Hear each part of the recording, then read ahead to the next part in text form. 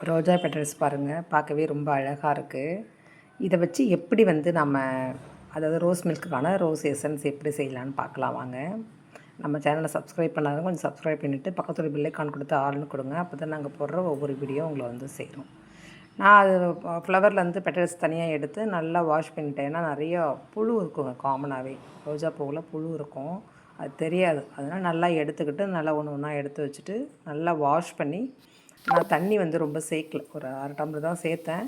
அது வாஷ் பண்ண அப்படியே இருக்கிற தண்ணியெல்லாம் சேர்த்தாலே ஒரு 3/4 லிட்டர் தண்ணி அளவுக்கு இருந்தது எனக்கு. அந்த 3/4 லிட்டர் தண்ணியில் நான் 1/2 கிலோ ஜீனி சேர்த்தேன், 1/2 எலுமிச்சம்பழம் சேர்த்தேங்க. சேர்த்து நல்லா அதை அப்படியே சுண்டுற வரைக்கும் கிண்டிக்கிட்டே இருக்க வேண்டியதுதான். ஏன்னா ஏன் முன்னாடியே சேர்த்தேன்னா கொஞ்சம் பாசுப்பதம் வரும், அதனால் கொஞ்சம் கெட்டுப்போ வாசிக்கிறதுல அப்படிங்கிற ஒரு மைண்ட் செட்டில் சேர்த்தேன். அதே மாதிரி நல்லா இருந்ததுங்க. ஃபுல்லாக ஃபைனல் டச் பார்த்திங்கன்னா ரொம்ப சூப்பராக இருந்தது. ஆனால் கொஞ்சம் லைட்டாக ஒரு தோர்ப்பு இருந்தது. ஆனால் ஃப்ளேவர் எல்லாமே எனக்கு எக்ஸாக்டாக எனக்கு கிடச்சிது.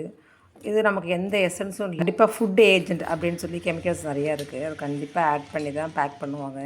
இது நேச்சுரலாக இருக்குது, அதனால் உங்களுக்கு வீட்டிலே செஞ்சு பாருங்கள், சும்மா சூப்பராக இருக்குங்க.